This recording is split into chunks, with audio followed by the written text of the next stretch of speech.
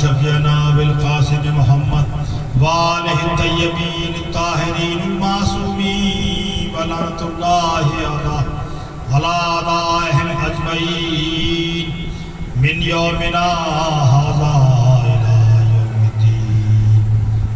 اما بعد فقد قال اللہ تبارک و تعالی فی کتابہ المبین وهو صدق الصادقین. بسم اللہ الرحمن الرحیم. عاشور کے دن جناب عباس اگر امام حسین علیہ السلام کی فدائی تھے تو آج حسین علیہ السلام کی خستہ دل ماں فاطمہ عباس کی محبت کو اپنے کلیجے سے لگائی ہے. جناب عباس سے کتنی محبت کرتی ہیں اس کا اندازہ کرنے کے لیے آئیے ایک واقعہ سنیے.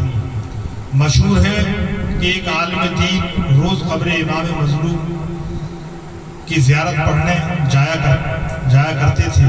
ایک دن انہوں نے خواب میں دیکھا کہ شہزادی جناب فاطمہ غصے سے منہ پھیرے ہوئے کھڑی ہے. عالم دین نے بڑھ کر ہاتھ جوڑے اور جھک کر سلام کیا کہ جناب فاطمہ نے سلام کا جواب دے کر اس کی طرف غضبناک نگاہوں سے دیکھا.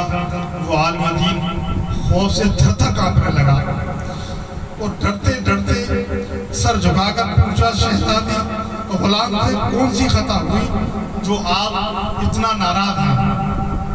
جواب ملا ہے عالم دین تو میرے بچے کی زیارت کیوں نہیں جاتا؟ انہوں نے ادب سے سر جھکا کر کہا شہزادی غلام ہر روز آپ کے لخت جگر حسین مظلوم کی زیارت کو جاتا ہے. پھر فرمایا تو میرے بچے کی زیارت کو کیوں نہیں جاتا؟ کہا شہزادی میں ہر روز حسین مظلوم کی زیارت کو جاتا ہوں.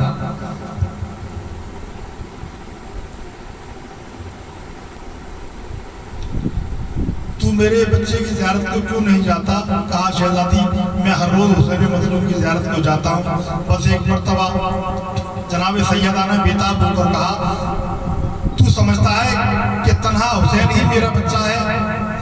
عباس مجھے اپنے حسین سے کم عزیز نہیں. حقیقت یہ ہے کہ بھائی دنیا میں بہت دیکھے لیکن مظلوم کربلا کے سوتیلے بھائی جناب عباس نے وفاداری اور محبت کا جو مظاہرہ روزہ عاشور کیا ہے ویسے سگے بھائیوں کی کوئی ایک نظیر دنیائی پیش نہیں کر سکتا. شاید یہی وجہ ہو کہ صبح سے عصر تک لاشوں پر لاشیں اٹھانے والے حسین کو جب اس شیر کے مرنے کی خبر ملی تو پھر آپ کی طاقت نے جواب دے دیا. چنانچہ لکھا ہے کہ جب تمام انصار و عائزہ شہید ہو چکے یہاں تک کہ عون محمد بھی جام شہادت پی چکے تو حضرت عباس حسین مظلوم کے قریب آئے اور سر جھکا کر فرمایا آقا اب اجازت دیجیے.